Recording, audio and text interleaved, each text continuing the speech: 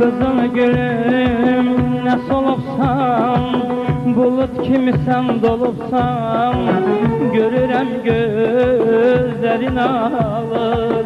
Niye dünyadan doyupsan, hiç görmedim gül derenlerden mehabbet. Niye güllerden ayırdı, İyledi yaktı seni bu cemaat.